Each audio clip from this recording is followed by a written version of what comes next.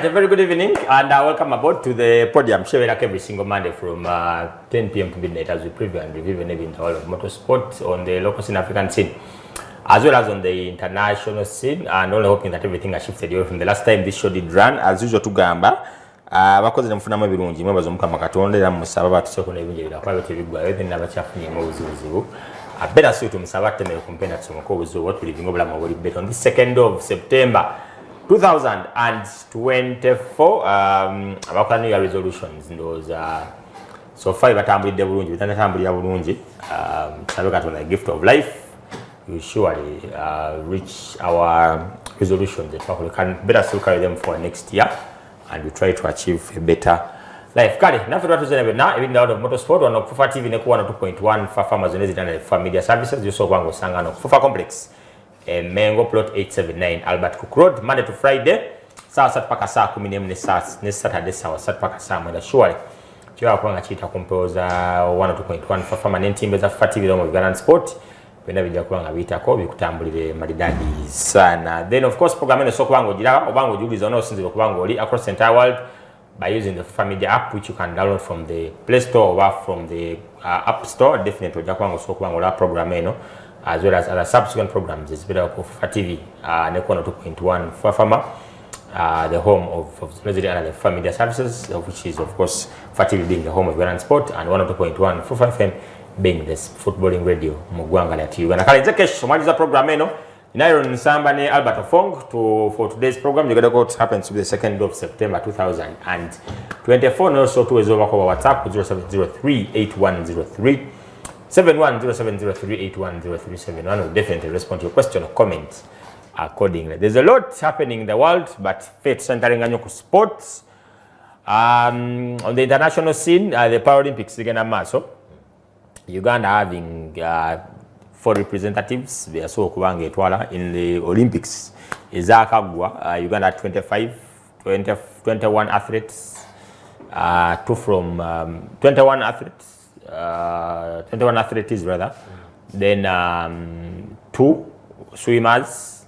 Gloria Muzito ne Jesse Sengonzi. Then in one omo cycling Charles Kajimu. Twafuna medals bidi. Joshua chapter game 10,000 ne silver ya team time 3,000 steeplechase is very good performance for them. Then the number of records being set because previously between our guy I represent is a Uganda cycling some time back we again the Olympics there Malako this time around Charles Kajimu there were 90 starters and there are 77 finishers. And he was the 77th. I didn't mind about the performance. All I minded about was him completing that race. He was there. Good representation from the lads, and they finished the race. So kudos. The next one is in Los Angeles after 4 years. Back in Kampala, Fufa TV Kampala again. So the quarterfinals, semi-finals, quarterfinals from the quarter semis, and also the finals as well. Wali Fufa Technical Center in Jeru because Balanika 64 teams never janga beku 32. 16 finally the top 8 baba take njero be kubire diba Fufa Super 8 third edition buli asobola okubange defending ekikopo ekyo over the weekend yakube bypass mu penalties 6-5 after 0-0. The Uganda Cranes bazanya South Africa bava mu South Africa bazanya Congo wane nambole tickets mtwala ebili kitundu of course wajigula ku MTN Momo emitwalo ebiri what we call the Alibad ticket. So definitely so kubanga Uganda Cranes bali wali South Africa betegekera game against South Africa. So the AFCON qualifiers we only hope until to be quite in South Africa, in Congo, in South Sudan in our group. So we only hoping that we can pick maximum results and get qualified for AFCON. Twako mokubele mu 2019 Egypt we even progress from the group stages. Ne Salah rather Sadio Mane na abitukola round oyo watenga goalkeeper ndaba muleme very good team. 28 players were summoned and wishing them the best. But of course so kufuna tickets on Kufa complex emengo so kubanga ujja nogula ticket yo I'll definitely be able to watch that game. Abali olulinga Tanzania World Cup qualifiers against Botswana and Algeria that those 2 games kudos to today supporting a team, even the coach the fans to be behind the team, 12th player onto the pitch. So tickets ntwale bili kitundu, of course ojula ku MTN Momo, so kwanga jifuna ku mitwalo ebili. So yeah, Uganda Cranes 9th September 2024 wali ku Mandela National Stadium sawemu. Wish the team all the best. Kale kambabuze ko bagaye muri mutya. Have you been, and probably that could have been your sporting. I mean, so sporting highlights of the week, but there's a lot of sport going on in the world, locally, African scene, international scene, Adam, never focusing on local. So there we go. Ticket for 3 home games. Also, you go to Mukaga, Murukumbitano. If you want to watch, then of course VIP. But also, Wango, because I can't Buza Corona Tuliza. Atu abamwena ku Fufa TV na batuliza ku 102.1 Fufa FM. Amanya ne Dobozi Aaron Nsamba. Era nga bujjo. Sanyo jerere. Mwefisa wakadde. Nesolo okujja ku wano kumpeoza Fufa Media Services. Nesolo okwogera ku muzanyo gwe tusinga okwagala nga ffe. Omumurakazi mpaka. Nsokedde okwebaza management ya Fufa Media Services. Otu akakisa kano. Tuba kumpeozaayo. Atogera ku muzanyo nga ffe gwe tutogera. Oba gwe twagala ennyo. Tusima ya tusimira ddala soko okuyozayoza bona abafunye essanyu muyikize tukubya amabega tira sinema kunakwalira wamu namwe abatunye obuzibu okama abagumye abayise mukasera katwitamu kano akazigizigi soko kunyongera okuyozayoza ba birthday persons abamwazo gomwenda September anti nange mwendi ogomezi gwa mikisa mierere awo manyira nti omuzadde we yali planned parent kati yatandika January nga manyi kyayagala ate bolwawo ogenda mu October November December awo bana abali planned bakubana mu January ati malize yaba ya planning addi abayo chaba chagwa ogwi wakati awo mwagalaga chakutte naye kati January umanya mzee yali planned era kutera wali mu myezi mwenaga gigwako abakumaliriza wawe atandika ku January planning eri tuzaale entufu kati mwabye myezi emirala simanyi we mugwa daba September akina July simanyi May February obogezeri wasula mzee mu bizibu abate yatemanya bulungi wawo ogwade aba September mwena mwezi gwa February guno abazalibwa manyimu abantu abamanyi tuzana samutebe nayi wa mwezi guno abantu abakwatagana mu mwezi guno I've seen a couple bali bakokuludinga agastyawo Alex Wakabi Nasa Kirunda nabazalibwa Nasa Kirunda yayingide September sijikira bulungi abadde Igani yekubide ekikopo naye kale tukiriza ira ya October September ira ya September mwana mugezi yali planned kid so mwe namba yoza omwa wiki yange tebadde mbi poza kujako twanyumiddwako ku performance y'omwana omuto simanyi sesta ine myaka emeka it should be 14 na 14 15 around there putting up a very good performance mu Monza Rally Zambia nasobola okumala kifo kya kubiri only 37 seconds behind the king Mamo Esa. So madam following rally one of the things that impressed me was the kid keeps upgrading from the Evo 9 to now Evo 10. The Evo 10. Very sure. By the way. Very sure. Yes, I think he's nurturing him to that level. Then of course Gomez at he achieved kind of issues. I think the driving shafts in the second stage. But of course he's the vice president. My little Gomez haja amidi gombe weli. Yadaza kuuba muko. Ati kyati kinjagala ndoza tulina okkopa sometimes. Omuntu ali resourceful tekikugana kubanga oli management ate ngosobola competing as long as there is a fair system, the system whereby in place ngesobola okukola bukimu bulungi nti toyina influence peddling nti olwokuba gwe vice president osobola okukyusa results ku tracker. You give a chance omuntu ayagala okusavinga you might have they might have anti kigeza wasalawo ne mukkiriza nti namwe tetuli open book nti tetuleka system kukola mirimu gyayo but if the system works okay I've seen it. I'm looking at Leroy Gomez, the vice president was Zambian Motorsport Federation. Twaina Yashin Adam Yashin yalinga president wa Madagascar Federation. Ninga is running. Ochitegera. Yes, we have twina abantu banje abarali. In South Africa waliwo omwami ono yavuze event ye Zambia ngave South Africa. The co-driver, I think, is on the committee of the South African Motorsport Federation. So those that bobonga or system or remote place nga esolo kwawula ekirungi n'ekibi, whether you're part of it is of the system or not. We give chance to people abali willing okuservinga naye nga bakyalina passion ey'okutula mu motoka yaabwe ne bakola ekigenda mu maaso. Kale mukulu vice president Formula Association of Uganda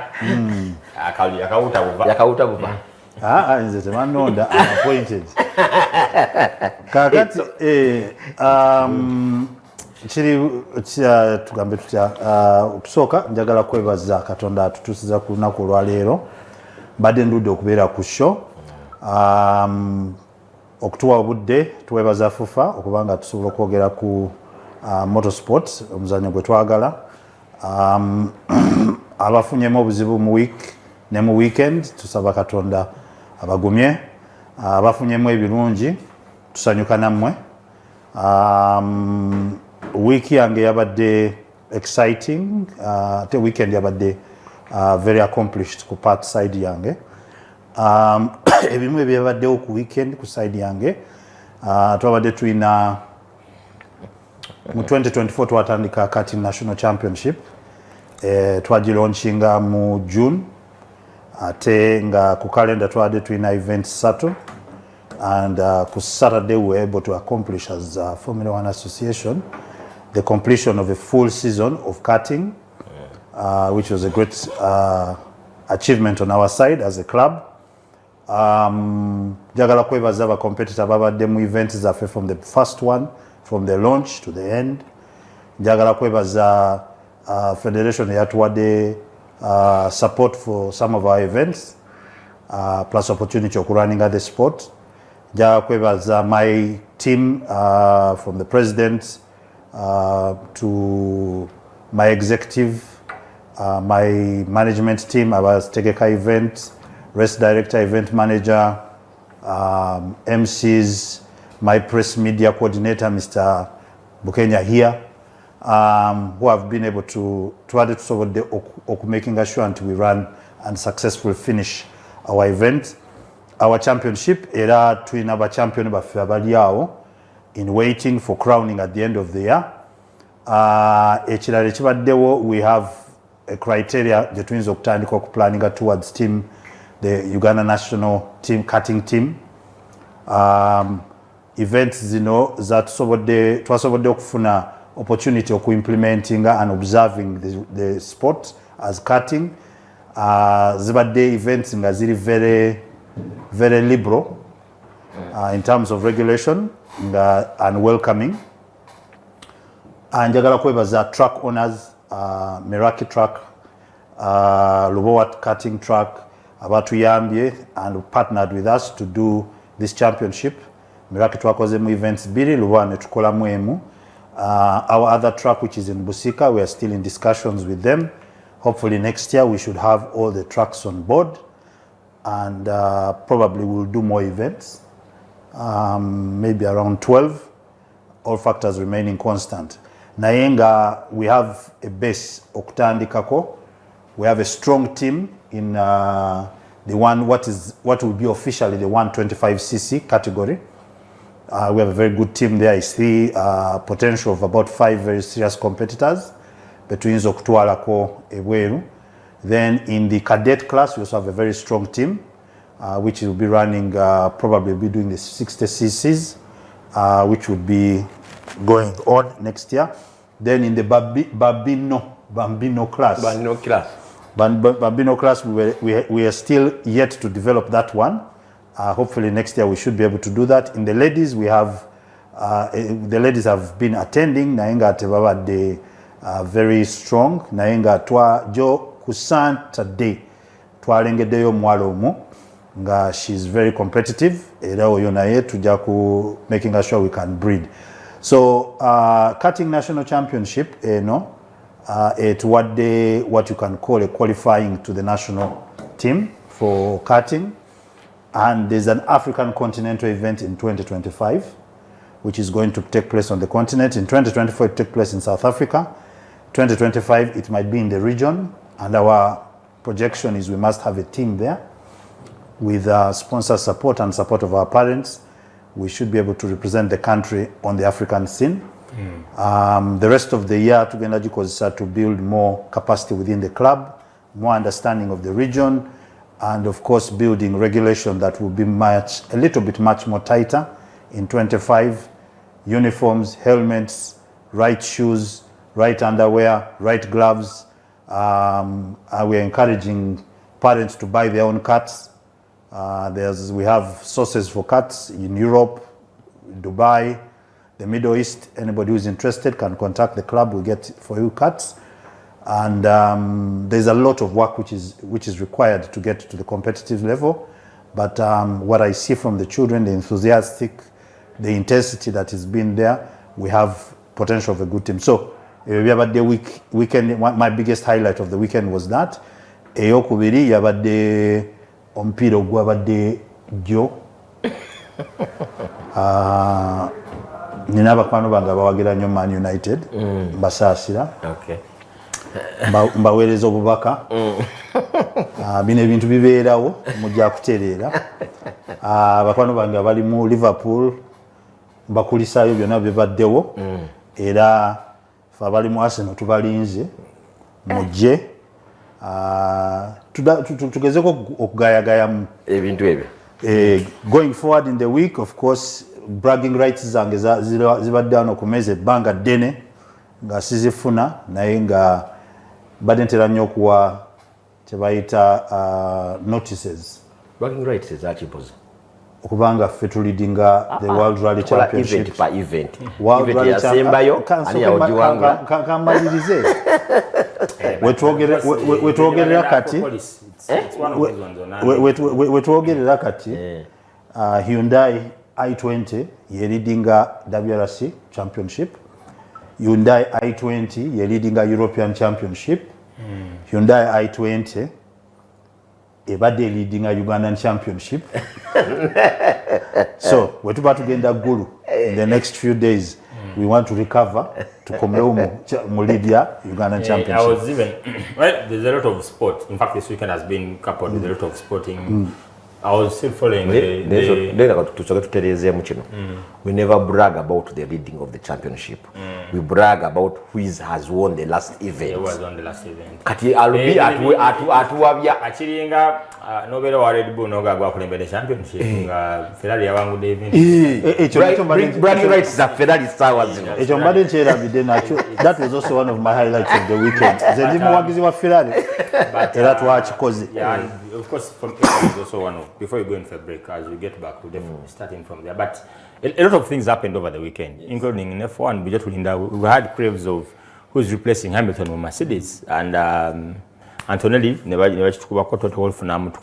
very, very young kid, hoping that he does replicate what Hamilton did to Mercedes. Very young and huge future ahead of him. Very huge decision Mercedes did, because we thought earlier on they would take. There was much talk about Max joining the team. Let's see what the future holds. But of course we'll talk about that and more after a short commercial break. But come out and Kumirane Kenya, a 9-member rally commission ya resigning, citing Federation Wrangles. Chairman by the way is Richard Onyoni. We've had him before. I had a discussion with him in the course of on Saturday, even yesterday, wanting him to be part of the show today. Nina ngamba na referring the new secretariat ya Kenya Motorsport Federation, and we sent them the mail ngatuva sabokuba but funio mundu to come and kind of clear the air about what is going on. Unfortunately, we don't have a response. Maybe hope next month we got any of the people at the secretariat, because Onyoni always anti ngeri boje basudde ottawo. It's on the right time for him come out and which I understood. Yeah, okay, we're going for break to come out and can be Kenya. Then we have a lot. F1, Albert Akoni karting, the WRC Acropolis upon us this weekend, Zambia Badora Monze, the National Rally Championship standings, guys, immediately with Mustafa Mukasa. Topping the championship. Lawrence Mambas keeps calling my phone on a daily basis, reminding me how he's topping the co-drivers championship. And yeah, let's get back after a short commercial break.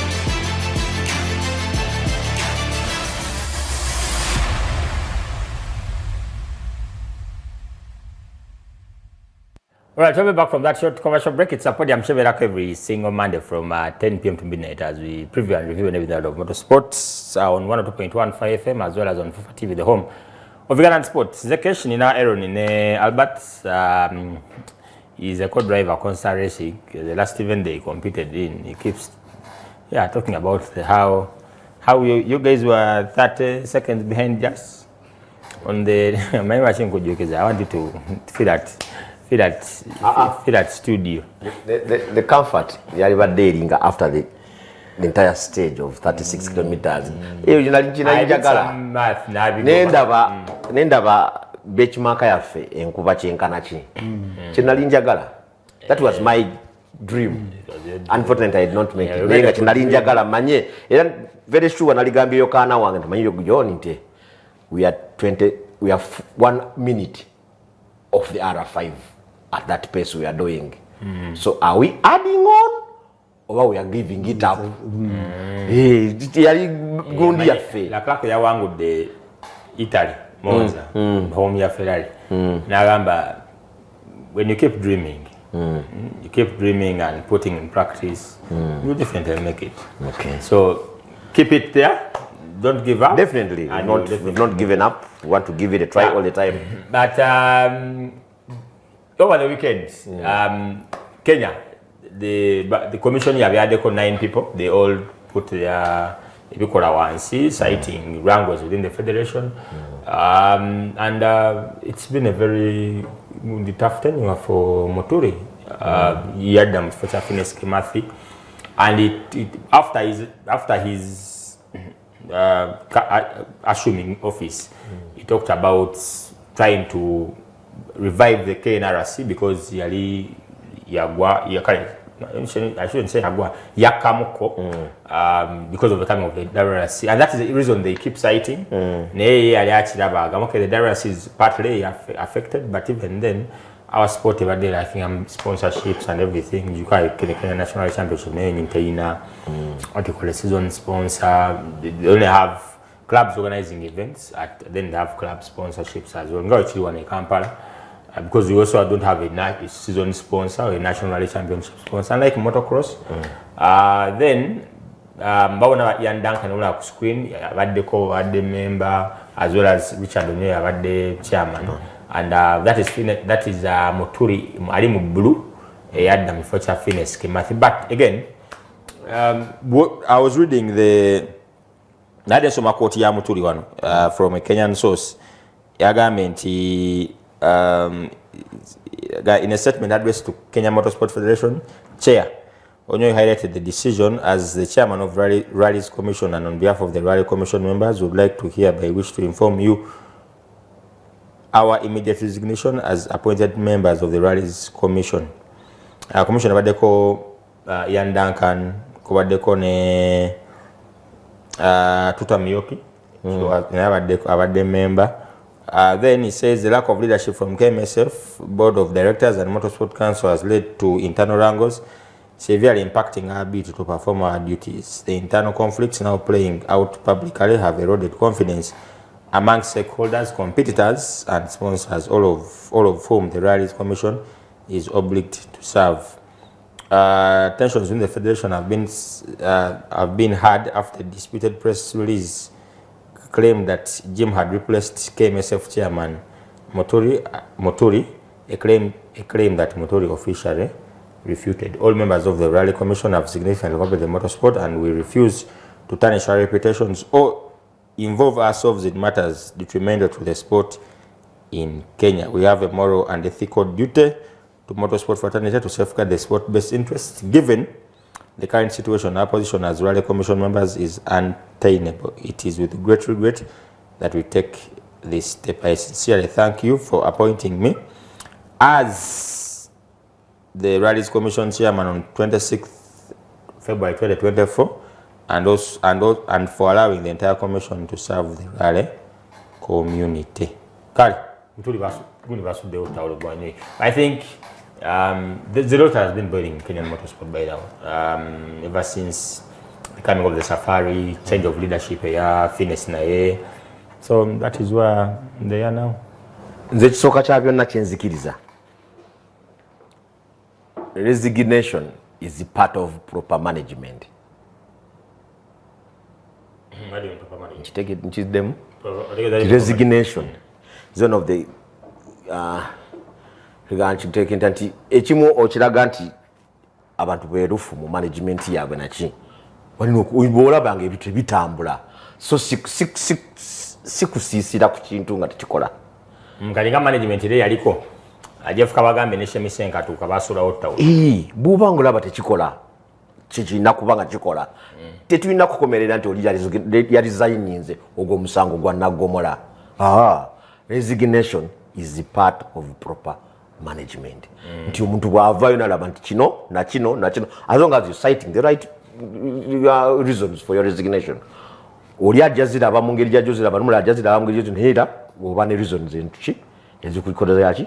So nze echo resignation I wouldn't look at it as okusula out. Aba citing ensonga. Exactly. Tibaine ensonga zabe lwaki zikola bwino so collectively yes kitufu abantu batule wansi aba commission nga yonna kubanga bo babadde ba Rally Commission naye KMSF yonange etule ndoza bwe baba wadde ensonga nga za buvunanyizibwa bazitunulemu because it had an internal wrangle balabe lwaki kiriwe kityo tuweza kungamba commission yonna ya Rally as dinings no gamba 9 people no gamba nti wali nsonga itiko kwa nsonga weri so it's up to the leaders that be over the powers that be to sit down baterigeze oba bateriyeze kichebako where they are going wrong to move on from there.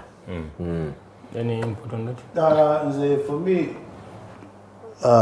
resignation nga Aaron Wagambia is part of the procedure, especially if it is omuntu wabaji koze the way it's supposed to be done, but the question is why did they resign? That's the most important question. A Rally Commission is the equivalent of a sporting commission in Uganda, which means that as we speak right now, they do not have anybody in control of the rallying discipline in the country. That's a major issue. So the question is why did they resign? When they say they are bit leadership wrangles, that means that the leadership was interfering with the sport, which is some of the problems that we have here. They were interfering with the sports, which we have experienced here, where a leader wants somebody to win and makes 101 phone calls about that.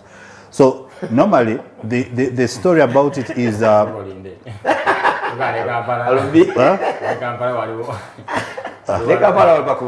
I'm telling you out of personal experience, yeah? in that role.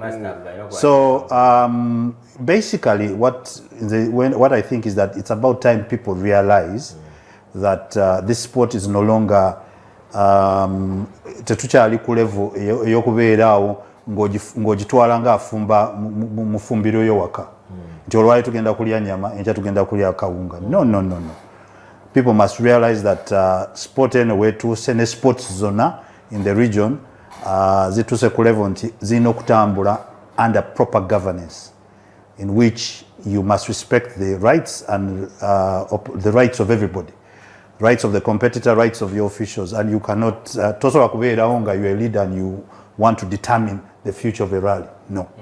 So wotunamu kyobadde oyogerako about Gomez Racing, it is the caliber of the people in that federation, the level of governance that they have, obwerufu obuli mu event eyo ne structure eriwo nti vice president asobola okugenda mu event n'avaamu nga we yabadde ne bamukuba penalty ze waba ayagala ko return but when in Uganda I don't know whether how possible that is era ekyo kintu that is why in Uganda it has never been that way kubanga the experiences before ziraga nti wobeera mu buyinza otuka mu control time yo nekyuka so until we need to change the last EGM which was at Katikati I think lunch break out someone yampita nanaga ekifaananyi kya waloga mu US yafa bamira George Floyd go basanga ne bayimiriza then put your hands up where I can see them now wanika nafuluma then they handcuff him then put him down and the guy puts a knee on his neck and the guy nakola dying declaration imbu I can't breathe somebody said never mind Gaga, but personally I can't breathe in this sport. I'm like, get out when you mo assembly. You try to assembly. Twajiva mu baganti zentwala ku special court. Ire yabadde akuba simu singa obumanyi you just be shocked. Kale, the Kenyans. It's just amazing. I've talked to Onyoni about the exercising a lot of restraint regarding because they knew I was coming in for the show. So now, Kesh, I won't talk much. In fact, I'm an email ya secretary ya KMSF. Now, I might send them an email and request, unfortunately, that will not find a response. But we definitely keep you updated regarding those developments. I went from Kenya, then to the international scene. Because before the starting of the Italian Grand Prix, Mercedes were unveiling the Kimi as the replacement for Hamilton next year, starting next year. And I don't know what to take because Hamilton, you are moving. There's a deal. You have $400 million plus. It was worth it. Ferrari soon for next season. Nalabi Carlos Sainz is going in for Williams. Barcelona Leclerc, they had to make a decision between Leclerc and Sainz. Barcelona Leclerc, who by the way delivered over the weekend. So he's they were asking ourselves who is twali mutenta okusawa nyajja finally Antonelli bachimuwadde and is up and running with George Russell for next season. That is a very promising team for starters. And Kimi abadde mu Formula 2 performance, very good performance in F2. So all about there's a progression in the team. To promoting omuntu abadde mu F2 akola bulungi tumuleke mu Formula 1 tulabe performance ye solo mu developing into someone better for long term kitegeera yes ngawe nagamba ebintu ebi izo deals zaffe zino zetwagenda mu eza million 10 ezo nga motivation tokyagirina omanyi omuzalyo gwe tutuzanya muzibu nnyo omuzalyo guno gwetaaga motivation ogenda kulimba kyenkya nti tetuwangulangako kino ojolwane nnyo kiwangule. So this lack of motivation to the person ne sente zogamba zomuwa doza nazo azirina otegeera. So golese a reviving team emaze kuva 22 Ferrari twasema kuwangula gekikopo constructors manya ku drivers 27 Kimi Raikkonen emyaka ejo gyonna gyetuludde nga tetutwala ku kikopo otwetedde omuntu ate simanyi agenda off the boil. Hamilton Kimi was very young. Otegeera the way time flies now the kid is just going to compete with so guy na a lot of by the Kimi is from karting na lawe ne ku FIA wala ku Facebook page ya FIA badge ne baleta all sorts of records about him, how he has progressed from karting up to Formula 3, Formula 2, Formula 1. Of course he's a champion. Yes, champion wa karting in 2000 and European champion 2021 as well as 2020, but those are the records. That is the Andrea Kimi, Antonelli. Waliwo progression ku muntu ngono okitegeera. Nationality ki? Italian. Is Italian? Yeah, he's Italian. Tulaba. Ekintu kiriwo olaba if you look at that boy ogenda kulaba a deliberate move to produce something. Yes. Muzimbe is yes, you build the talent. No funo omwana nomutandika mu karting no mujjeyo no mugenda. There a lot of money has been spent on that on him to get him to where he's going to be. Era wotunula, for example, no jitunako as a team, but kati Russell agenda kufuna lead driver and the young guy is going to be able to progress. So as Mercedes, oyinza okulowooza nti their target is 2025. No, the target is like 2028. Yes, that's when that boy is going to be able to become world champion. So Kadiboba, they have made their pitch. What? Yeah, the driver lineup very complete. Ojako wa Arabi yataliyo. Teammate was Noda. Teammate wasigadde unipozino wa Nico Hülkenberg. Yeah, so those zoka abatali. Awasigadde wa Red Bull, Verstappen, Perez, Leclerc, Hamilton, Leclerc, Ferrari. Aston Martin is Lance Stroll, Alonso, Williams is Alex Albon, Carlos Sainz, McLaren, Lando Norris, Piastri, Russell, Antonelli, Russell, then that is Mercedes for Mercedes you, then Pierre Gasly as well, so Esteban Ocon naye, so I think us now to set, so it's only one place Sigadde. Teammate was so the Gundi, by the way, as you talking about Antonelli as we complete what happened in Italy as well. Italy, of course, weekend there, no, for the Ferrari team, it was amazing. Okubanga twabadde basically at home. Ate netutwala race yo. A very good drive from Leclerc today. Okugamba team yaffe as Aaron yagambye nti we have not been up there competitively the whole for quite a long time. Most of the time, oluusi motoka ngetambula bulungi, then the tactics let us down. But over the weekend, we were able to benefit from certain elements of the race, and we were tactical enough to get to that position. So it was a crowning of the cake. I mean, a crowning of the day. The excitement that was at the end of the race. It was amazing. Okulaba, that kind of passion when they were singing the song, and immediately Podium wagulao, you could see the deepness and the strength of the team and the passion of the fans. The Baba Denabo, wabadola video, the pit crew, even. So you could see how much very emotional, how much energy has been put in to get to that. But again, I thought because from the onset.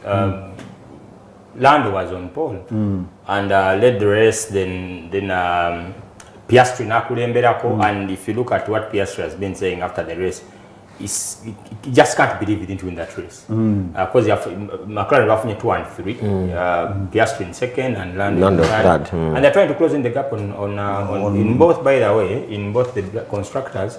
As well as the drivers, and that is Lewis Hamilton for you. Designer, yeah. We're not exactly the fastest. Yeah. But I think by far the most improved team on the grid is McLaren. Stella Kola very good wonders. Nalabie Binotto, Alimu his first outing with Sauber, very good. I saw him. Ali never. Bottas as well. Bamu signing, of course, previously at Ferrari. Vaio, and I think there was a contract. Alimu Ghana. One of the clauses in his contract, yali mugano kujoining another team until some after time has passed. So that time duration has expired. So Lando was on pole, Piastri was second, Russell third, Leclerc fourth, Sainz wakutano. Hamilton yaliwa mkaga. Max is struggling of late, as well as Sergio Perez, Nico Hülkenberg by the way suspended for the next race because there was the penalties because of that incident in Pierre Gasly. So he won't drive the next race again Azerbaijan in Baku, which should be in the weekend year 13th, after the 15th of this month. So weekend in F1, but after it comes back Azerbaijan Mubaku, that because it's at world break here 1 week. I'll be Aaron. I think well deserved for Leclerc and hard luck to McLaren. Definitely for after a long time of performance in Gatolina to take any win ku race. Because it always comes as a plus, a very big plus ku team Ferrari. Chibulano zababa de bali very emotional nyo bichiro abadde wao cheba achieved at that time, and maybe they hope maybe they are on the right track to improve the car for a better season for the best start next season.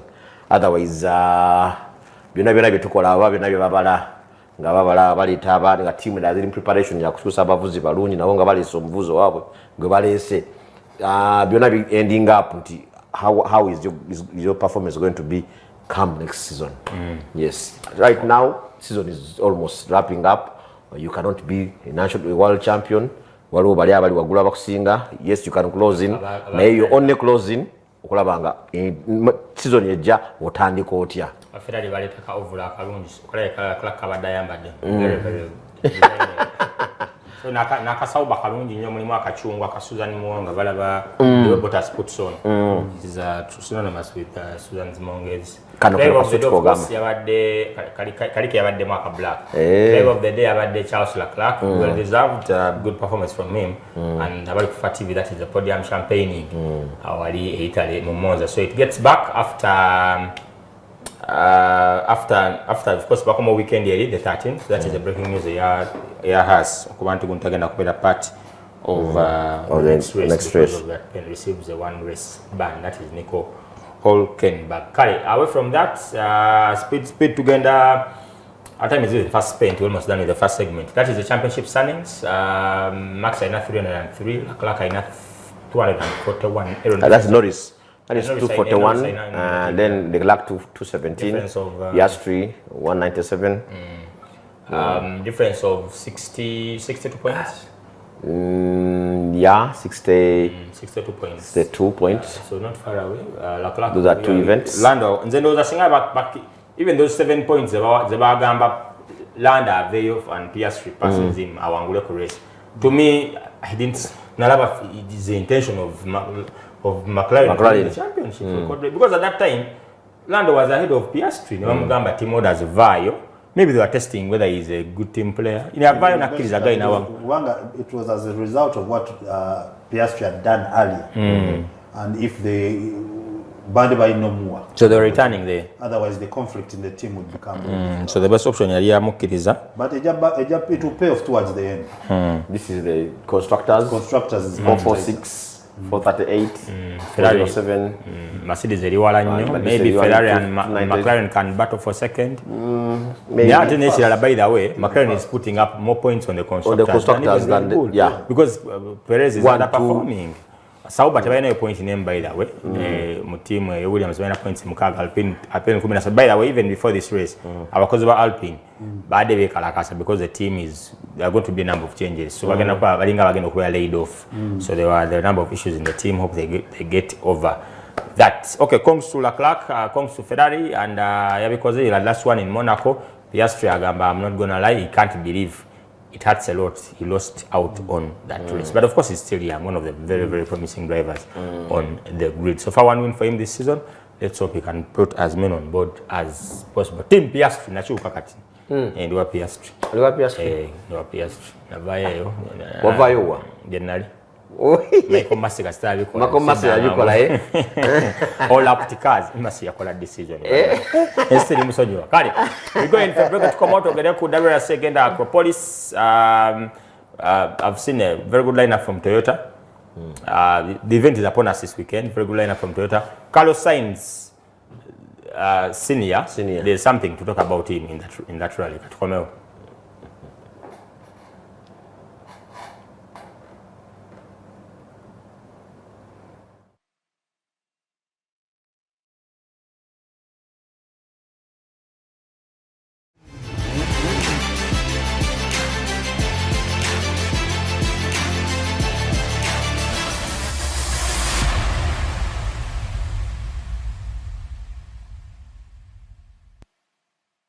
All right, we'll be back from that short commercial break. We're into our second last segment of today's program on the 2nd of September 2024. Having a blast in here is Aaron Samba, Albert Ofong Naikesh, on the program, and you can send us your SMS on WhatsApp on 0703810371. We'll definitely respond to your question or comment accordingly. But that break together, we'll triumph here Ferrari, Mo Italy, Wakam Monza, of course, and also Charles Leclerc last one in Monaco this year. Street race got back and won in Italy. So bagena mulamuko bakomone Azerbaijan the 13th up to the 15th of this very month. We definitely keep you posted regarding that. It's a street race. Balimo Baku. Baku ndabi hosting a number of international prestigious tournaments. When it gets to football as well, they have had a chance of hosting as many then. But of course, it's a street race. But of course, a much expansive track than it is in Monaco. Because in Monaco, most people already have any chances to race. So watch the space, and we'll definitely keep you posted. Away from that, Greece weekend, Acropolis rallied upon us, and Colin McRae in a record of he has the highest number of wins, by the way. In 5 of them, 1996, 1998, 2000, 2001, 2002. So the $1 million question is, anageno kwangula 2024. But twafuna amawulire agoyo moneza agenda okubanga ajja weekend is going to ndavuga rally 1K. Previous event yawangulamu ne stages as well as Sami Payari as well. Very good performance from him. So I don't know what's your take on Greece, but it should be one of those ones. Oje Wali and you start fearing for Thierry if Oje aganya okutula kwa agazi ateka tindoza had Vampira won that the previous rally, by the way, a Finland ndoza ne yandibadde achenyigira, but Oje Wali then, but of course abafini tebalina nnyo like Finland of late. I think the last Fin guy of Finland okuwangula the rally in Finland was Lappi. In 2017. So since that time the wadde finish awangula Finland. So but tugenda Greece mechanic. Greece doze come out with grid after a long some time out. But teachali ku grid ya WRC ne chirungi twajitanga Dola Shabalika and rally of boulders. Vampira as well, who won it of boulders from the 7th up to the 10th of September last year. Yali twajitanga rally of boulders ina rough for you big stones on the way. Naye twajukira nti after that event, after Vampira performing so well mu WRC Safari Rally Kenya, twalabanga nga yalinga rehearsal for Greece, and definitely again and Greece nayo nakolayo ebyamagero. So those are liability issues. Baganda banga aba Hyundai mwaka guno wadde bakumya kyali liability babadde bagifuze bulungi, naye katulabe nene eri ebikoona nyenye motoka oba banasobola okukwatirira bagende waggulu, kubanga ate kati akasuwa keyongera kukendeera kubanga musajja waabwe ali waggulu waliwo empologoma evudde mabegene mugobanga temutweza ate yeeganye okutula nga tukyogedeko wano nti wali badde ogamba nti bali badde exchange emotoka ye ne kale omunalekeragako munne mu events ezimu, naye kati kiraze nti avuze 4 straight events ng'abeera mundowooza. So labadde nti bayinza okuba bamuwadde chance akole amaleyo championship yonna. So twesiba bbiri zennyini adaddala aba team Hyundai. Nsuubira okubanga basobola okuteekawo performance ennungi, naye waliwo ebijja nebyo bakupa neweewunya n'okwewunya. Hyundai yabadde eri coach, naye katubasabire tugenda mu championship event eno nga omuliro gukaayi nga bw'olabaawo, points zikenderedde ddala nnyo eza championship, eza champions leader. Era katusabe nti bwe tunatuukira ku stand olweggulo nga tunatumanyi oba ziyongera okukendera oba Hyundai ezongeddeyo. Okay, Thierry Neville mwali, Sebastian Oje mwali Toyota, Thierry for Hyundai, Oitanak Hyundai, Elfin Evans Toyota, Adrian Fomo Ford, Takamoto Katsuta Toyota, Danny Sodo Hyundai, Greg Monster 4D, Mzee Sadidis mwali, Sami Payari Toyota, Sadidis Abawaka. Yeah, so Albert, your anticipations ahead of this event? For us, Hyundai, your Acropolis has not been bad for Waka.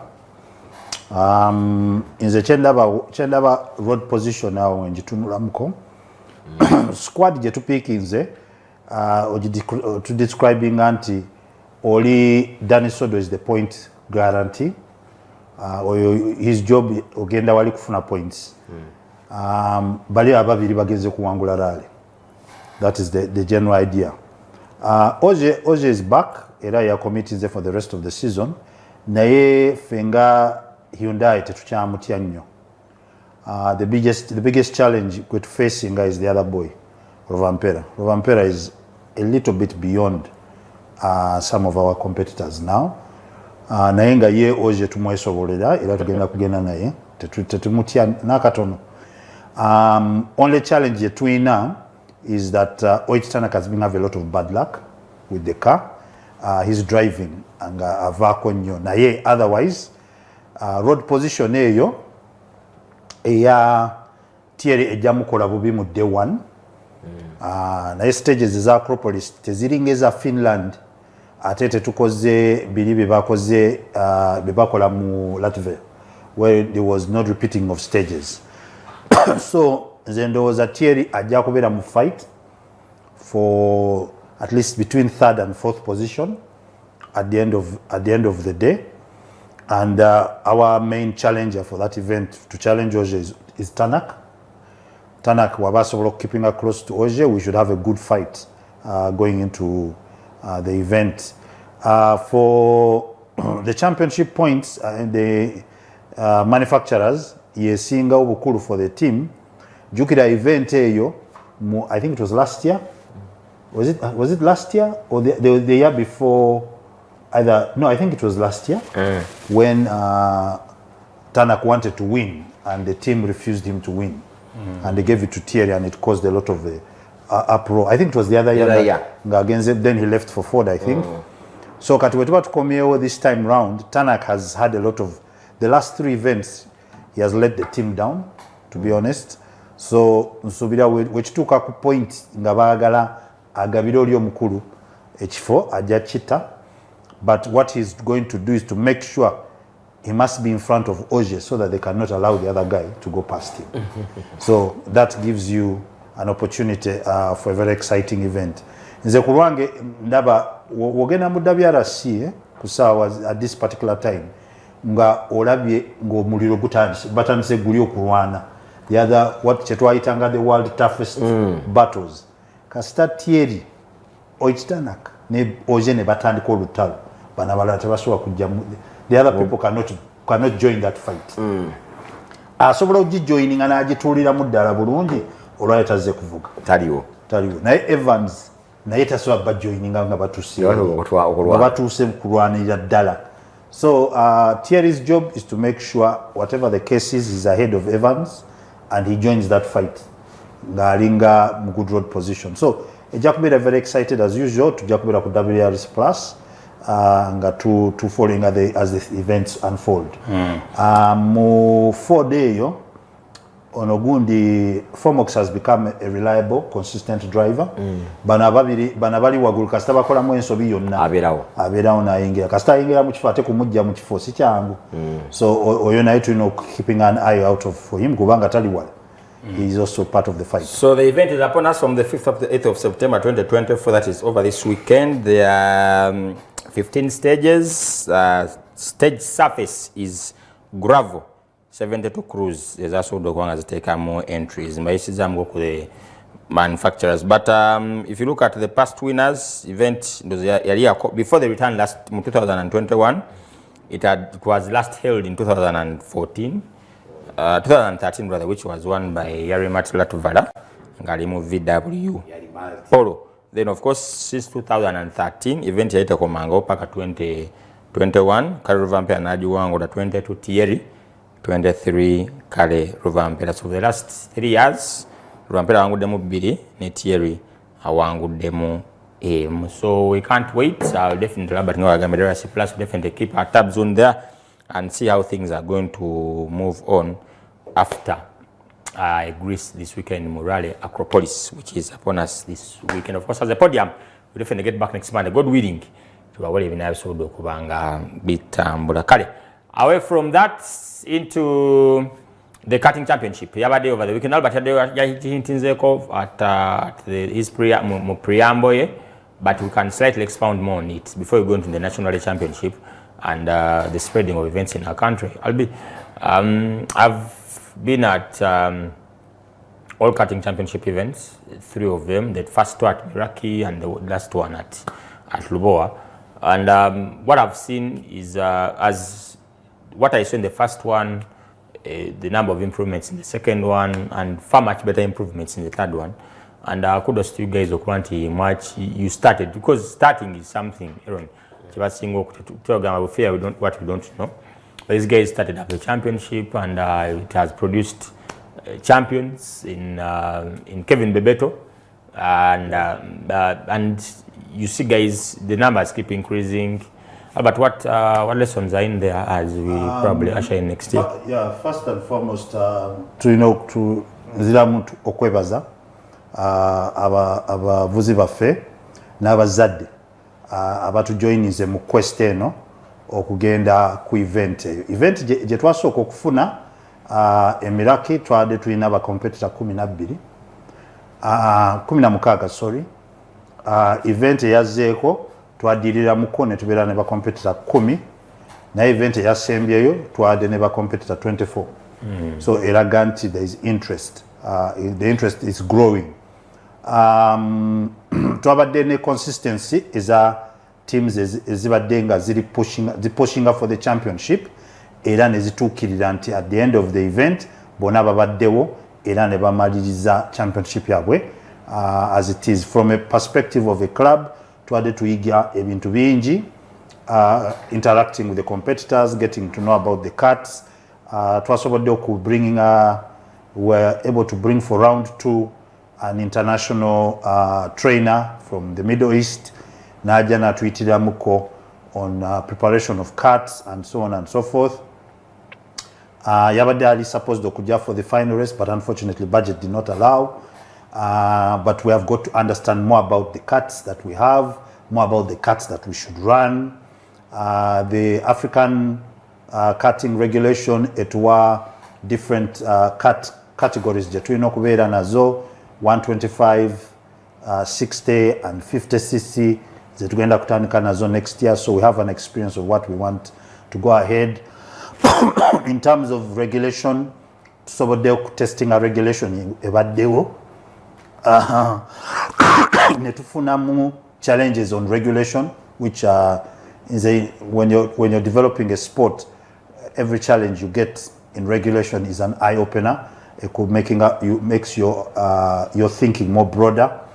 Kati strategy edako wetumaze events zine 3, twagala concentrating for the rest of the year in capacity building, benchmarking around the region, developing synergies with our colleagues around, twagala kusourcinga abavuzi baffe bwe basobola okufuna the right uniforms, the right helmets, the hands device, the rib protectors, the shoes, the socks, the overalls, and then most importantly, bakompetita baffe okusobola okuba exposing okugula karts zaabwe, then also okusobola okuba exposing to a professional person asobola bayigiriza engeri gye bakozesa karts zino, which would of course increase our championship competition and so on and so forth.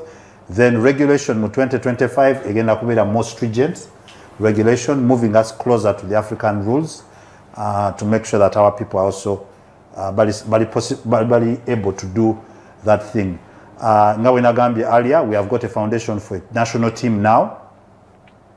Era among the projects that tutunula is the consolidation of a national team.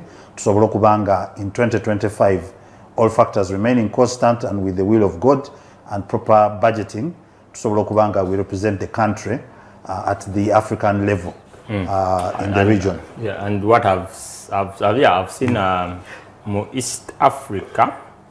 I've been to Rwanda several occasions for the ARC, and for their local events I've seen they have a very, very vibrant karting championship. In fact, Noyoga one of those ones they boast around is you guys have the numbers, but you've not even said anything regarding karting. So I've been chatting about this third round. Yeah, it's a very good start, and we can have something which we can compete in East Africa, at least to.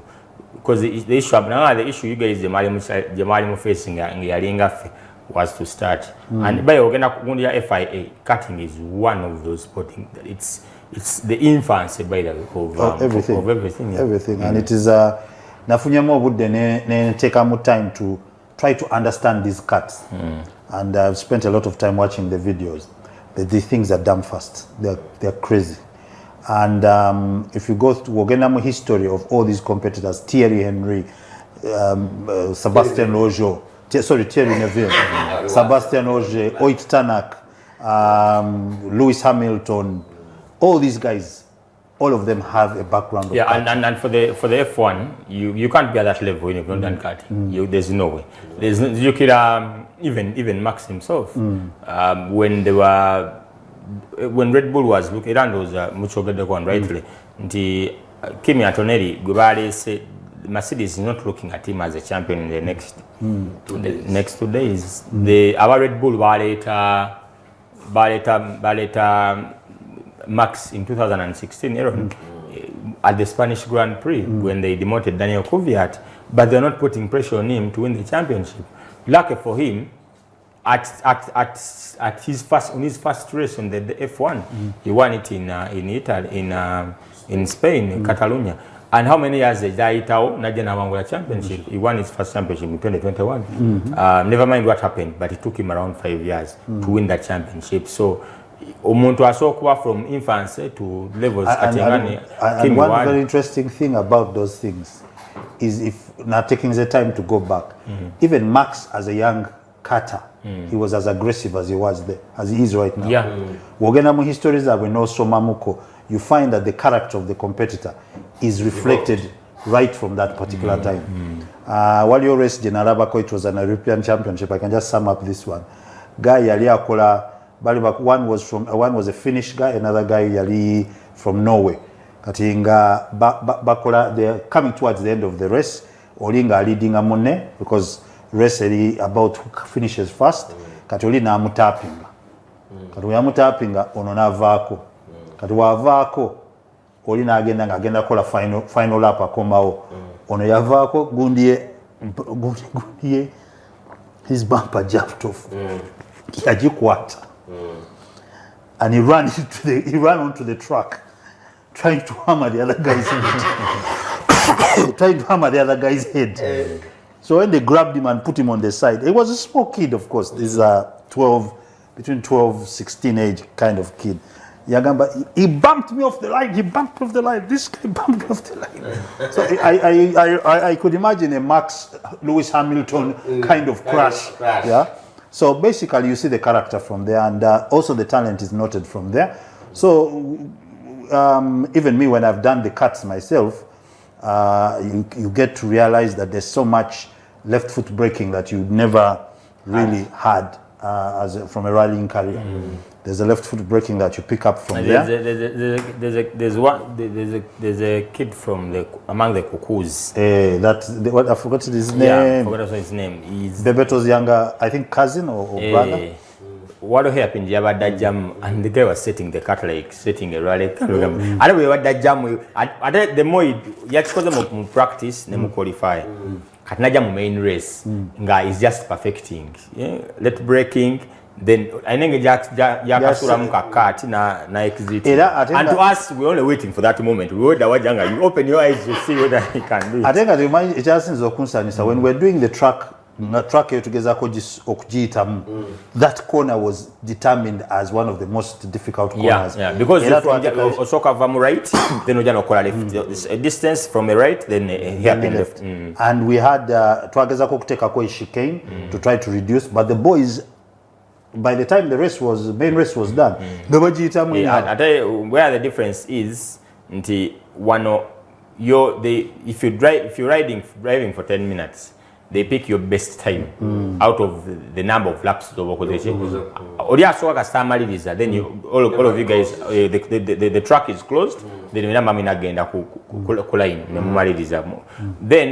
they pick your best time, your best lap time to determine who has won. So Bebeta has been winning the last 2 events. So he has won an event. I think he wanted to break all records, but he was already set records by now. The inaugural karting champion, the maiden in Uganda, the first person to win a karting race, first person to win 2 karting races in a row. He has a lot of records. Katiada Zekundo cementing a legacy. Achimalid is over to win 3 hat-trick of them. Unfortunately, that wasn't the case. Ronnie Young, very, very quick. And like, if now you're going to Ronnie Young, if he had done much, he would have given the better run for his money.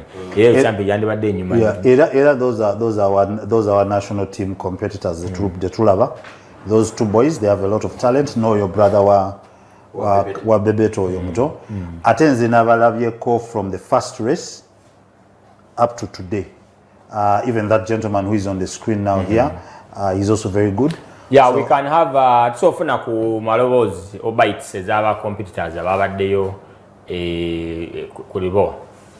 And I made it 5th, but I feel like my race has been fair.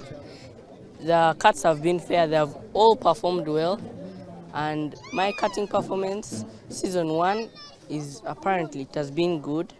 I got first in Meraki. And in December I got first, and here at LUBOWA I've gotten 5th. Mostly traffic. Someone who is slower than you will probably block you, and if they block you, they ruin your time. So overall, it's fair. The sembyeyo ebadde very interesting, naye era ebadde ngeli challenging a bit. Omwaka gonna tubadde tukolera bugoloobi, so yo track tubadde tugimanyi bulungi, eno track tubadde tetunaba okujjako ng'ozze n'okola practice. Bw'oba tokoze practice kikuzibwaliramu ko a bit, so nze ebadde bit tricky kubanga ntandise leero ate nenkikola leero.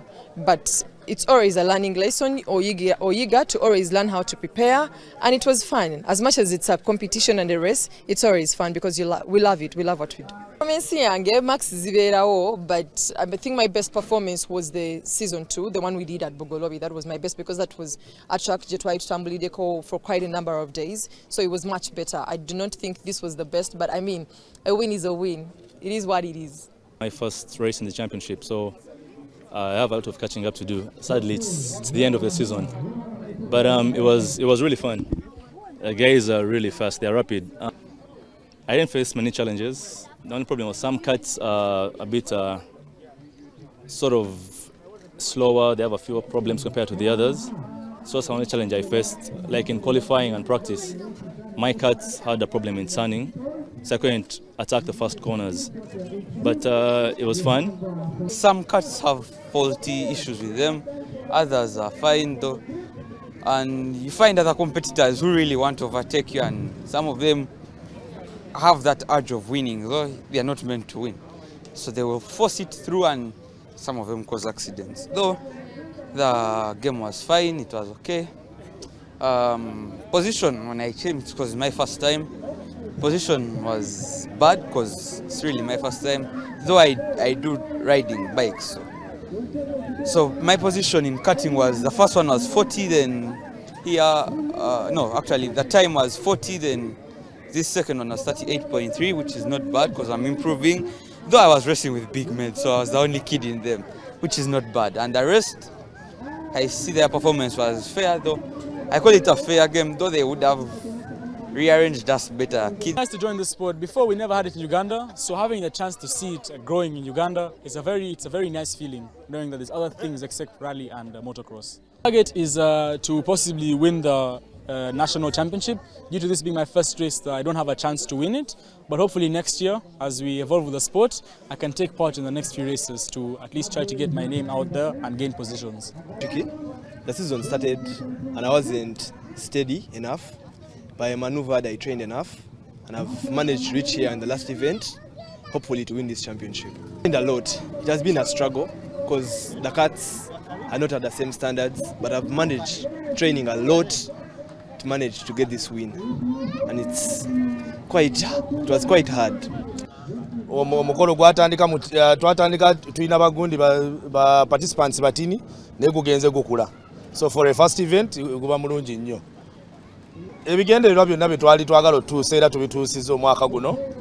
Batuwa event 3, engeri gye tubadde tuyina, engeri gye badde foundation ebadde start twalaunchinga mu February omwaka guno, ne tukola event 3 mu mwaka era leero tugaddewo championship naye nga tusobodde ofuna abaana bangi nga beetaba mugundi mu races zaffe zino abaagala ofuuka Formula 1 drivers mu future.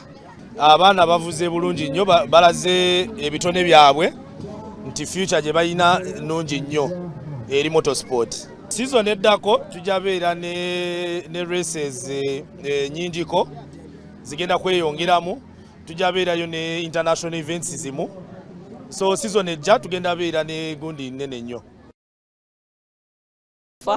I made it fifth. There are some of the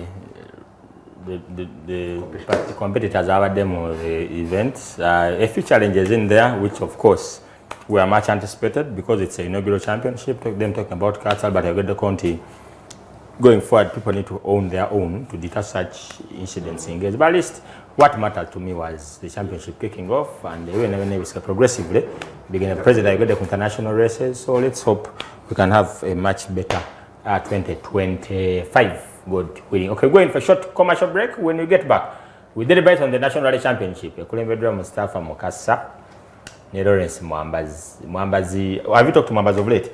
Yeah, I've talked to him today. How is he? Abuliwali bonna abala. Yansabye nzijenga masina. Calculator. Mwambazi Championship naye kyalipo kakati swa kujenga masina.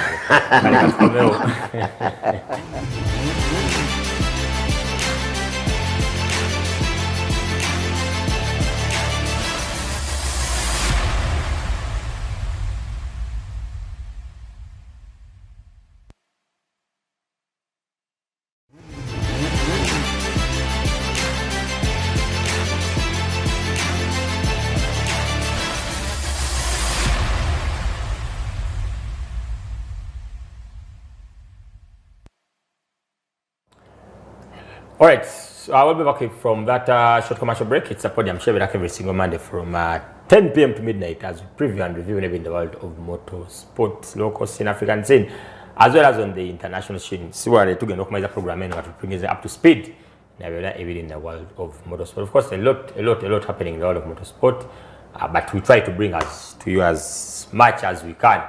Hours in a bit. We went to our last segment of the show. The program in Aaron Albert, and you can as well watch this program or listen in using the FOFA Media app, which you can download from the Play Store or the Apple Store. You'll definitely be able to watch or listen into 102.15 FM as well as watch FOFA TV, the home of Uganda sports. Kale.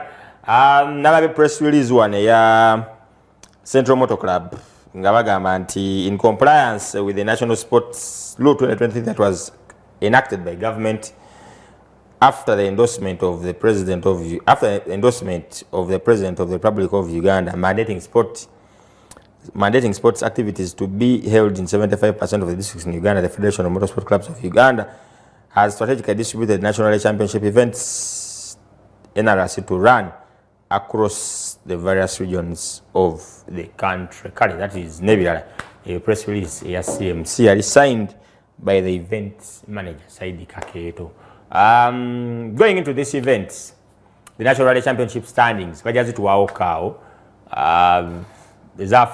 least this time around, what I've seen with the new DVP and the secretary, they try as much as possible to bring out the standings. At least if you have any queries, at least to whatever event, it's not immediate, but at least after the event, before the next event, you have some time to look through, and on the queries you forward, and but it is, Zizo Mustafa Mukasa 225 points, Sebuguzi 203, Mangat points revealing, Samote 141. In Division 2, Isaac Sozi 47, Chidumira 42, Masco 40, Sadati Negomba 32, Joshua Mwanguzi 30, Joshua Wakwangula 40, Poto Singa, Yongera kwa Wagula Basi Sebunya, Yakoma Vuga Paul, points in Kaga. Two-wheel drive, Ibrahim Wega Pasua points 10, Edward Chidumira points in Sambu, Pasua and Rosalinga, Mkono Gumuku Championship. Julius Semambo points in Kaga. Alabika akomezaawo ko drive international Katabala nkutidde baba baba points asatu pasowa za musinga nga nyingi na mujjawo Atenda ina 55 Sadata asatu mu 5 nsere kwa asatu mu 2.5 Jebbi chichi championship wetu ko Ebina ekyakutabuka kwa Amiruka Vuma siasa ntuwagira Amiruka Vuma najjayo Dr. Ansole ko yajja n'amaanyi awo ne Jebbi neeka bana byatabukira. Okay, CRC Musa Segabweya, good lead, 92 points. 92 points. Aruna Kataza 65, very good driver. Aruna Kataza, Hajame Senyo, very good performance for him this season. Aruna Kataza yali so obulinya wala. Yali atambula. Bamulaba ku yawangula mu stage bayira. Segabweya yawangula mu stages mukaga. Kataza yawangula mu esooka ku Sunday. Atofa Katera asatu odi ontumwebaze. Chazi Lubowa wange 24 points. Nasibu Sesanga Serika, Toyota Serika driver. Intro yeyo. Then poche bambe 10 kasha mugoya taina nawa kuteka okamane mwame okube Fort Poto. Okay, zezo zimu ku championship standings za tsokera awo ndowooza awo nyini wo kwata Hillary. Mustafa Mukasa 225 sebuguzi 203 mangati 2. Should we send aba basatu makanika bebali kunte beboka ndeka sokoleke nkutenda samutebe wali 16 mugode 16 ali derale zombi 2 12 12 wozigata ku 2 14 120 abana 260 261 261 muwanguzi ani Mustafa abaya itaka kumala kyakusatu oba kyakusatu amujeyo mu event afuna 40 points 40 times 2 is 80 plus 2 what 250 manje na mwala mchokusara afuna 40 past stage tajifulumena jifuluma Praja taji afunye kabonero kamu afunye kabonero kamu 41 82 abata mukubi nasaba with mu event iki emyoka asa nende tojiriko hiyo nasa potea ne walwadde akawa mu kyokutaano munana potea musajja gwe bakutaddeko mmeka okujjayo bali abali waggulu bagasseeko mmeka bali bisatu tetukyaweza bisatu tulinda 16 zokka bakugasseeko mmeka okuweza bali zebalina ne podium tesoboka ne bwoba okunye podium anti podium 2 ne power stage 2 nesirawo engwa nange egenze nasa mutebi nene kyokusatu ekirwanika nasa mangati ali wala kyekugamba nti bali abasatu kati realistically abasatu bali ku championship kati dynamics kati olwo bali abasatu abo Mustafa asinga sebuguzi points 22 asinga mangati points 25 sebuguzi asinga mangati points 3 so ku Mustafa Mukasa championship ajiwangula ati Mustafa bazino kwata pendo olupapula bino oluzungu lwangu nnyo ku Mustafa Mukasa ne Rollins. Mustafa Mukasa sijja kuteka mu Rollins mambazi kubanga Rollins mambazi ibano bibirala nnyo bitiate bibimu the siaze asinga alina points nyingi ko okusinga kubanga just yakozesa ko driver omuzungu so on Enoch Linga matching up mangwana so ebyamambazi birala muko kanga tole bya Mukasa Mustafa Mukasa rwana ngobera mu kyakusatu podium finish the points ana ku NRC points kinana kinana emirundi ebiri yes kinana gattako past stage point mu kyakusatu emirundi ebiri kyakusatu is 8.16 points 16 gattako emeka kinana that's 96 points just abafunye emeka bo gattako ekikumwabiri wano abana bisatu abiri kati 15 gattako kinana mmeka kyenda mukaaga abana bisatu abiri mwemu ani abasingiza mangati agattako bi 12 Mustafa abawangudde championship ne point emu ye calculation enyangu ate netunalaba ku Mustafa yenyangu nnyo ya Mukasa Mustafa lwali yagwa teyalwana mu power stage kyekizibu kyalina by the way Mukasa abadde alwana nnyo mu end of rally as a total naye nga power stage talwana kufuna points era zimuzizza nnyo emabega singa abadde alwana n'abeera nga either 3rd 4th power stage points either nafuna 7 or 8 points aba ateekako nnyingi nnyo pass stage points nandoza omuntu yaleta ekintu kya pass stage yaleta idea nungi nnyo nti rally egwera mu pass stage ate bw'obona abo wangula championship oba olina collecting pass stage points ezimala kati manje njagala kubuuza kintu kimu wali abavamu mu rally kuva mu kubayo so kakati nze ebyange tera nnyo bitunulamu on a different perspective awo nti rally eno eyaffe einamu the rally gods balina kyebakola omuntu omu alina okuvaamu kakati one of the three kati ani tavangamu mu rally Mustafa kati Mustafa tavangamu mu rally he always finishes Mustafa should pray to his gods very much ekyokubiri tuli ku assumption nti Jas agenda kukola rally zombi ebbiri kati Jas weba takozeko emu abagenze kati the window for Munana and Nasa are still open not for the win but for the podium for the national podium fourth third ekyokubiri mwami Sebuguzi Ronald nze womutunako ne drive gyaliko enako zino mwami Sebuguzi alabika his problems yazifuna at the beginning of the season he's driving a more determined and simple drive and calculated drive. So katoyo for me I think that's the biggest threat mu championship win eno mwami Ronald Sebuguzi in my opinion is the biggest threat ate yafunye boost ya manyi nye Fort Portal nti yawangudde both the pass stage points ne event tukuzafunye point nafuna 60 points so kati wagenda mu event endako zezamu elevate okumuteekaawo wetuba tutunula ku equipment tulia ordinarily wabeera mu line up eyo eri gundi Hyundai nga yeriwo yalina equipment esobola okubeera mu kyakubiri wokitunula ordinarily so mpulira bibyo kati wabeera nga watambula mu kyakubiri tukigenderemu atambudde mu kyakubiri rally zisigadde bbiri oli naavaamu mwemu ani awangula championship ng'ani awangudde mwemu oli gyavuddemu oli avuddemu ono n'atambula mu kyokubiri mweno n'eri gyavuddemu n'agirya but one thing I realized about our championships I'll take you back to memory lane 2015 Arthur Diaria bagaya baaliwo awo who were vying for the championship including Duncan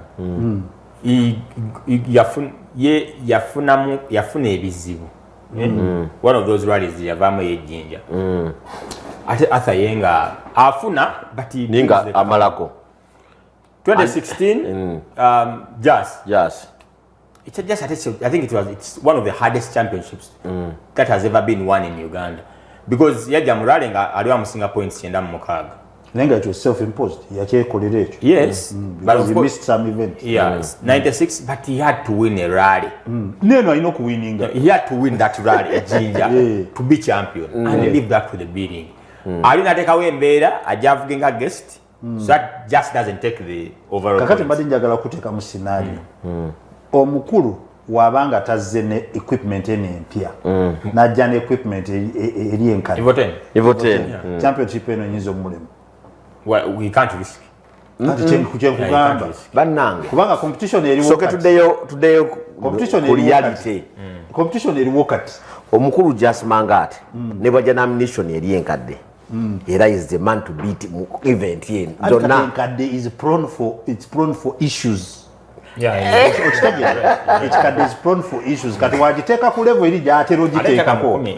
It is ani babaze ne 10 takubika ani bagenda na ye ajja bakuba ajja gawo mukubaddi mu ambozi obusigamenti tumanyize jana nyo ne jana muteka facts ku meza gawo mukubaddi takubika kakati gawo mukubaddi takubikira ne Eron nze njala tugambe kino bwe kiti takubika naye China kola butakubika is different ngali moye motoka with the competition that we have now. But why we did drive obuzibuli bwe buti kicengamba of course we are speaking hypothetically. Yes. Naye kati wobo tudde mu R5 ye first of all buli watuula mu Morocco eyo R5 najja nga amaze kola reki aba amaze genda kubalya. Yeah, of course. That's the points. Immediately. Yeah, she shabiranga mu Evo 10. Wabera mu Evo 10 kati yakolanga na luli. Wabera mu Evo 10 kati because our guys have improved. Ajja kujanga ngenda balya naye nino kola okubalya. So it is not just plain driving. He comes to fight. But he will still win to fight. But in that fighting, but this one, I think he's doing like 60% of the car. Obuzi wetu ina buli bwebuti. Nti chenalaba Uganda. Just we are toning nga down. Bwaleta 10 eyo bwaleta 10 eyo nga bweri. Ate naffe mu busiru bwaffe. Aba mwepikira nti eyo katumukubeko mu 10. Tuba banji. In that gundi. Aye naffe tumenyeramu nnyo ne wensanga ng'ate era yasigadde scrolling through ngatafunye buki even at that level of commitment. Njagala kubulira nti oyo guy wajja murale ngali mu 10 nga Ponsiano mwali ngali mu 12 oyo mukulu atambula mu level ndala nga Ponsiano era bamukuba kakati mukutambula mu level endala eyo wafunire bizibu naye kati wabaze mweno gundi eno I20 first and foremost abaze kati wano njaga ku testinga oba left foot braking ku maximum speed chenze kukola ku weekend abaze nga he knows whatever the case is bali bagayi ngenda kulinya section ebbiri nga mbalidde kati ono Yasin wabaze ne Ford ayinza ogamba okay kandabe wensobola okutambula nono owa Ford then the other people fall in a different way right tugwira mwawo bantu ne badde mabega so championship eyo nga wenji tunudde wetubalamu nemonge komyewo it reduces the points that people get. Kitegera definitely nebo wabera wa kubiri sebuguzi najja nabera wa kusatu then abasigadde bavudde mu mwami Mukasa abavudde mu equation ne betandika okuvaawo so the bad ndoza mwami Mukasa ye ne team ye bakole ku motoka to the best of their ability bagere bavugerale with a very strategic look on it. But from every section of Jibala, then you must go to the power stage and you have a car which can fight. Yeah, one thing I realized about championships, rallying when you're off, the edge, it comes. You play your part, put the car on the line, drive, do mechanics, do recce, drive, and there's a way it comes to you without. Okay, you hustle, but you don't hustle that much. You get what I'm saying? I mean, there's a way things. Okay, Zakogamba, it is not deliberate. You championship yani. No. What your championship NASA Jalia gata wangu demoral 2010 abantu bayinzo gamba nti it was, but for NASA it was deliberate. Yeah, very strategic. It was a very strategic. I remember one of the rallies NASA to Masake na kamwabi na kwata oyo na mwa kulisi nenyo kanibagambe ya NASA amfumanga abachapa na abayitako. So it's there are certain things you do.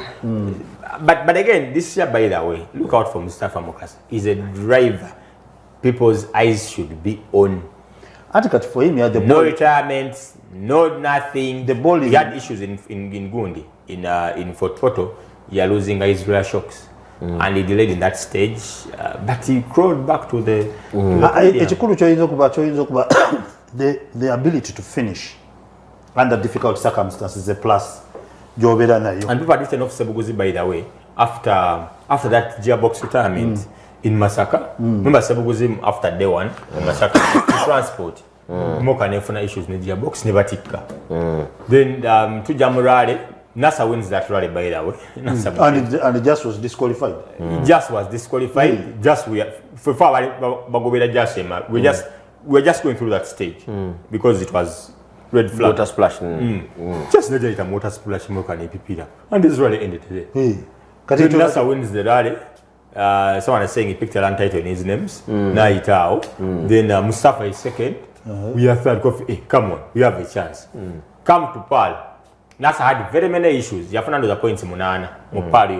That's a rally he keeps talking about in the Identinga Championship. Hopes just wins national. He gets all the 60 points. Sebuguzi has a very good performance in PAL, gets 50 points plus the power stage, he gets back onto the championship. Come to Jinja, Mangat wins the rally. Sebuguzi, Aliao, Mustafa, Aliao, we retire. Who else? Come to Fort Portos, Mangat does not show up. Sebuguzi wins. I mean, for you retire. You retire. I mean, so things have been outflow, but of course we still have 120 points up programs. But let's only hope until it works out in everyone's favor. Of course, for definitely, because it's exciting for the championship. The past, you could say like 3-4 years, we've been having championships going down to the wire, which is making it very interesting for us. So definitely try to wishing good sponsorship finding of funds. The next 2 events are crucial for the leaders. Casino kuba tip top shape. That means money. Nina feedback from JB. So my driver got problems. He was attacked, and we opted to come back next year. Okay. Sorry for Daktari. Unless Nemo has not surfaced in any of the remaining events, but if Nemo Edabikako just is the champion without stress, or JB Mosisi Mwambaza gamba nti Bukagamba Albert Mugambe Mitsubishi is leading Uganda Championship and plans to stay there till next year. That's good spirit. Yeah, that is really Mwambazi. Nataka waseka ichulete Mwambazi no kujana kaichulete mwalizi dako. Tumugulire I like his confidence. You must be confident in yourself. Bast Kajimu, Kesh, thanks for the show. I'm seeing the following entries in Guru Nemo testing, I-20, Proto Duncan. How will the championship be with the above?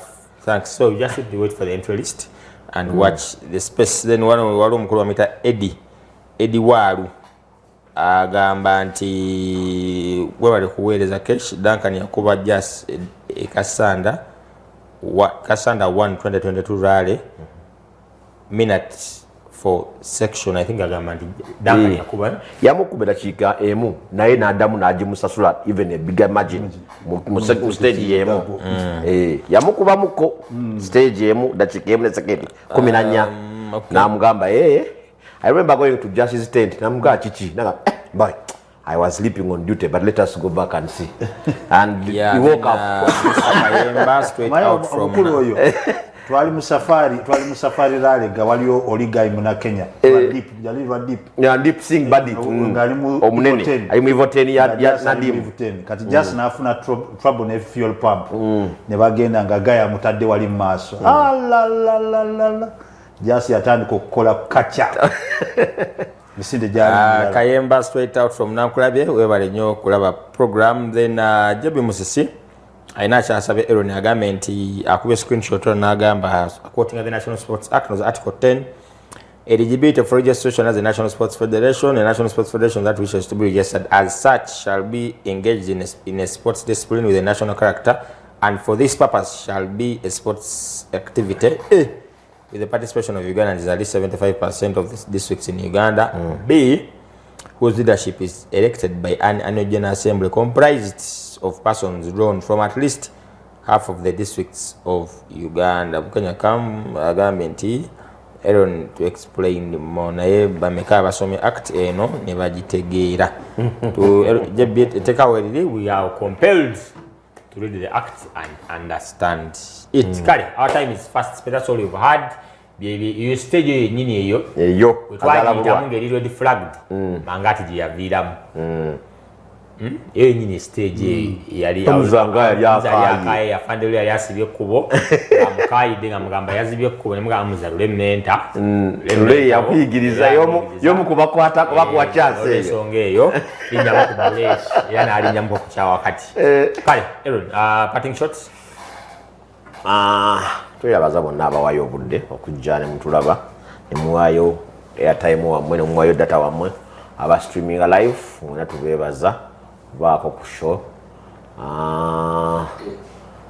motorsport fenna muzannyo gwaffe era ate fenna tugwagala nga tugezeeko okulaba nga tuguzimba tugutwale ku level eddako bingi ebirina okukolebwa naye tulina okusooka okukkiriza fenna wamu kino kye twagala okukola era direction twagala okukwata tugende maaso omuzanyo gwaffe gusobola okuba okukola ebintu bingi jebbi alina article gyayogeddeko naye ndowooza kyetaaga broad explanation vis-a-vis ekiri mu press release ya CMC in my view does not resonate with what is embedded within the act. Kale Sebandeke Hamza akumidde agambe hello bro, what if Pons the party spoiler Pons the party spoiler, so that Pons inherently anti-party spoiling, Waruba party spoiler of the party spoiling. Comes in goal, then he wins the rally. What happens to Mustafa? Ebyo Sebandeke byakubana nnyo.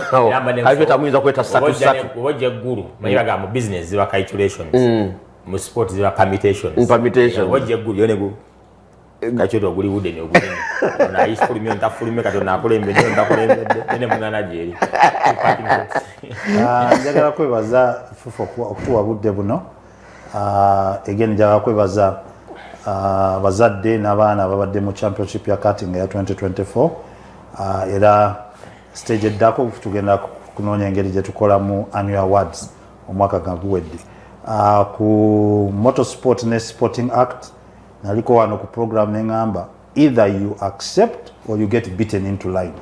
So it is entirely up to us whether we want to be beaten into line. And one thing people should know, there's somebody else who wants motorsport. If you don't want it, somebody else is willing to take it. So if you mess around and don't meet the law, the government of Uganda will give it to somebody else because it's for the Ugandans, it's not for any specific person. So it's entirely up to us. Yeah, okay, that's all we've had for you for today's program, and we'll definitely get back next week. Because I have something to cover you up this weekend. The Derasi Acropolis is upon us, so we definitely watch the space. The Rally of the Gods. Rally of the Gods, and we see with Oja and Abikola trying to close in the gap until we wish the best for each and every team, and definitely get back next week on Monday with all the latest in the world of sport. Of course, Colin McRae.